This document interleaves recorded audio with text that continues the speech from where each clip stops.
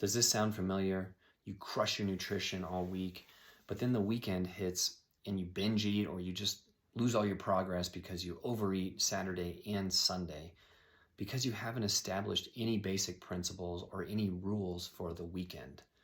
For those of you who don't know me, my name is Brant Bermudez. I'm the owner of Nutrition First Coaching, where we help people get healthy and structure their lives so they can be fit and live a healthy lifestyle. Now, going into the weekend is usually a big struggle for people. They've lost the structure of the whole week, and things just happen on weekends. There's social events, there's different kind of structure for the day. Maybe you wake up later, things can happen randomly. Somebody needs your help doing something, you have to go do something at 2 p.m. All of a sudden you're super hungry, things kind of fall apart. Now, instead of losing all your progress on the weekends, I want you to listen to this video and find out what these basic principles mean to you. I even made a checklist so you can put this by your fridge or on your counter, and you can check yourself during the weekend to make sure you're staying on track. I'll give that to you for free, no opt-in, no nothing. Just shoot me a little message below and I'll send it over to you in Messenger so you can have that weekend checklist so you can stay on track. All right, let's get into the video.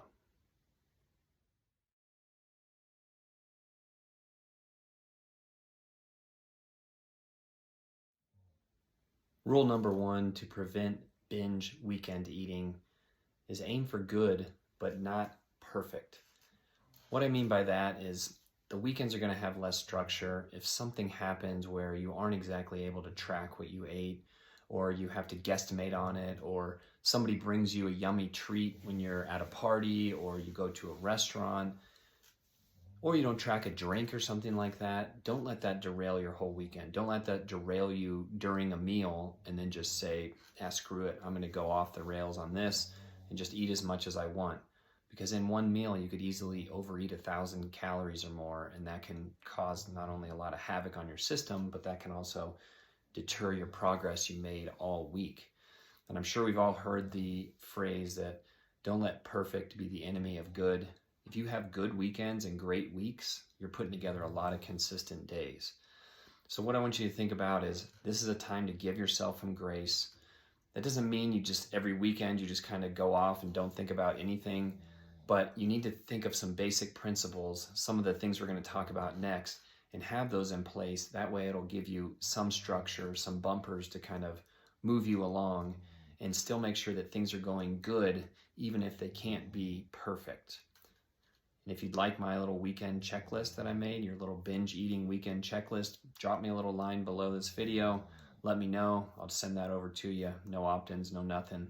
Just a cool little checklist so you can have it by your fridge and keep on track during the weekend. I'll have a couple bonus tips on there as well. Principle number 2 of how not to binge eat on the weekends and ruin all your progress: stick to the basic principles. What are those basic principles? Think about protein, veggies, and stay away from extra sauces, extra sides, really starchy, calorically dense things like French fries or desserts. So if you're at a restaurant, design your meals like that. Sauces on the side, extra veggies, make sure you're getting a good helping of protein. And then what's the next rule to apply to that in any situation is just eat slowly. Put your fork down between bites, talk a little bit. Make sure that you're digesting your food and you're chewing it well and allowing your body to know that it's getting full. And then think about what your goals are and think of sticking to those goals. So if you know you've been doing good all week, then so what if you're at a pizza place? Get a salad, have lots of protein on it, sauces on the side or your dressings on the side, dip things in that, eat nice and slowly. Maybe you have a little extra protein. We like to, if we go to Dion's, I'll get like some extra meatballs on the side. And yeah, there's probably more in there than just the meatballs, but you're getting a healthy dose of protein with that as well. Don't worry about missing out on things because you have goals and you need to stick to them. So stick to those basic principles through the weekends, and then that way you can control the quantity of what you're eating, even if the quality of what you're eating isn't exactly what would be perfect, like we talked about in the last goal. Don't let that be the enemy of doing a good job through the weekend. Tip number 3 for not having binge eating habits on the weekend and ruining all your progress.